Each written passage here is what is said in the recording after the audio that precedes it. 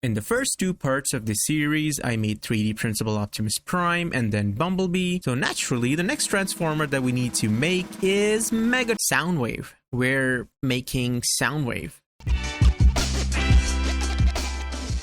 Okay, but joking aside, a lot of you guys did want me to make Soundwave, and I haven't really found a way to make a Megatron figure that turns into a, without Mr. Neil breaking my kneecaps with a hockey stick, so I think this could be a great stepping stone until we figure something out.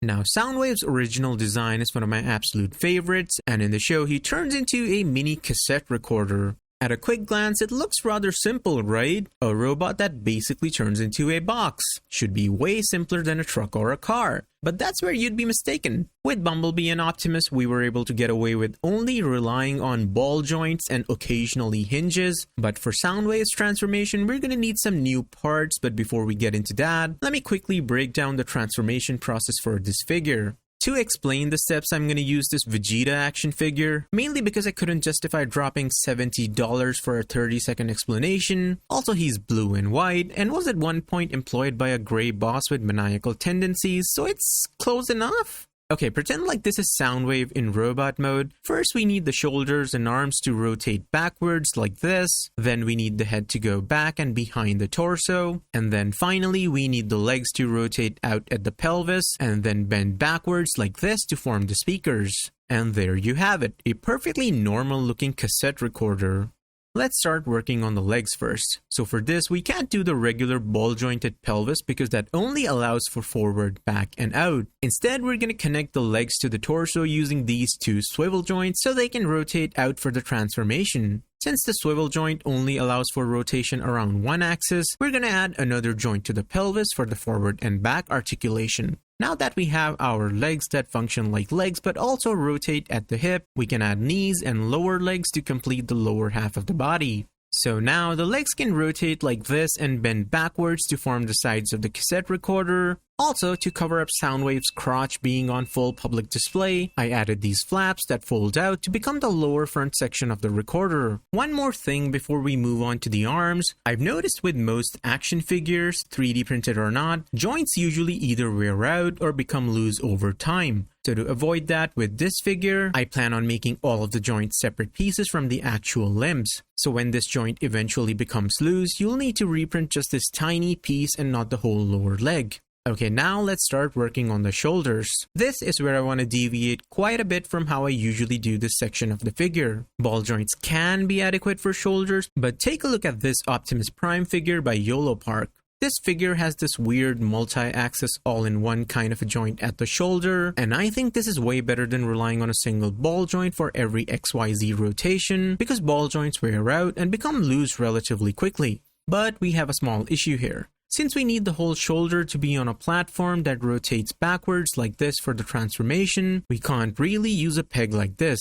After brainstorming for a bit, I came up with this design. The whole arm is connected to the torso through this plate on a hinge, and the shoulder relies on this low-profile swivel for rotation around the x-axis, and then there's this full-sized hinge for the in and out articulation, all hidden behind this rectangular piece, which fits in rather well with Soundwave's blocky design. And again, everything's broken down into small reprintable parts, so it's super easy to replace the joints without creating much plastic waste. Okay, after this point, we need to start working on the torso and the head because Soundwave's torso has a surprising amount of extra functionality compared to other Transformers for some reason. First, we need to add a door in the torso for the cassettes, and then we need to add a hinge for the head. After that, we need to add a bit of a backpack for concealing the head during transformation. Also, in case you didn't know, Soundwave has two weapons. One is a blaster that he holds in his hand, and the other is a cannon type thing that is attached to his right shoulder. When he transforms, both of his weapons turn into batteries that get stored in the back of the cassette recorder. So we need to add slots in the torso and the back as well for the weapons.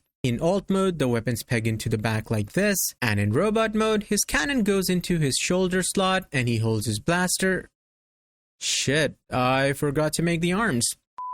Before we start working on the arms, I wanted to acknowledge the gaping hole in Soundwave's chest. I for sure plan on making mini-cons at some point for this project, but due to time constraints, I'm not gonna do that today. For now, feel free to use this space to store useful daily items like toothpaste or pills you found on the floor of a dodgy nightclub. Before we start working on the arms and everything else, I want to thank my sponsor for this video, PCBWay. If you guys want to build something, whether it's a robotics project or a mechanical one like some of my other projects, or even if it's something more industrial like CNC or 3D printing, whatever you could possibly need, these guys can help. They've helped me with my past projects and their services are extremely affordable for the quality that you're getting with a quick turnaround. So it's a total no-brainer if you're starting a build project of your own. Check them out at the link in the description. Now back to the video. Okay, arms. Soundwave has these weird elbow protrusions on his forearms, which we can model like this, and then connect them with the upper arms with another hinge joint. As for the hands, everything needs to sit flush with the bottom of the recorder in alt mode, so the fists rotate inwards like this.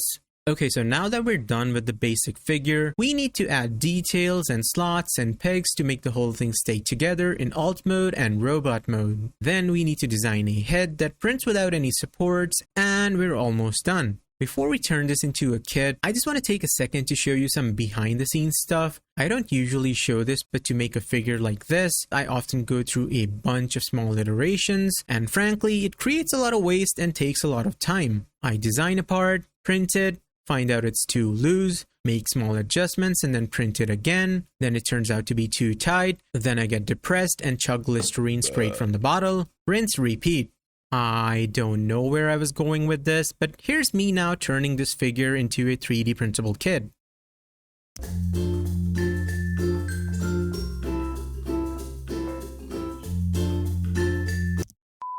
Let's print it out, and here's what it looks like. Now it's time for the assembly montage.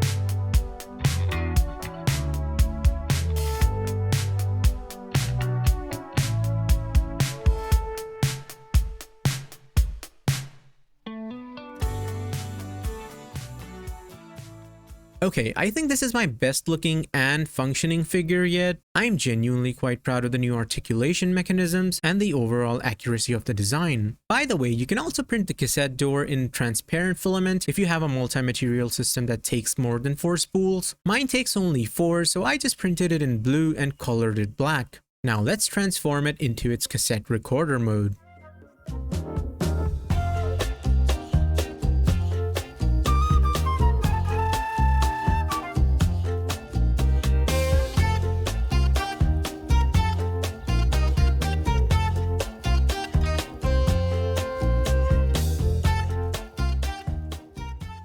Here's the alt mode, and not to slurp on my own noodle, but I think it looks fantastic. Could it be better? Sure, but given that it's a tiny 3D printable transforming figure, I'd say it's not bad. Also, keep an eye out for part 2 of this sometime this year for the 3D printable mini-cons, because I plan on absolutely milking the shit out of this project. Anyway, if you want to make this for yourself, you can find the 3D print files on my Gumroad and my Patreon. Links are in the description. If this figure isn't what you're into, you can try out some of my other projects as well, which are also available on Gumroad and Patreon. Here's a 20% off coupon for everything in my store as a thank you for getting to the end of this video. And as usual, a special thanks to my Patreon members for their continued support. Some of you guys have been members for a couple of years at this point, and it honestly helps in a major way in funding these projects. So again, thanks for the free money. Anyway, that's about it. Consider liking and subscribing if you feel like it. I'll see you later. Goodbye. You and I, we are so random. You bring the darkness to the light, split the atom. I ignore the fact that this will never last.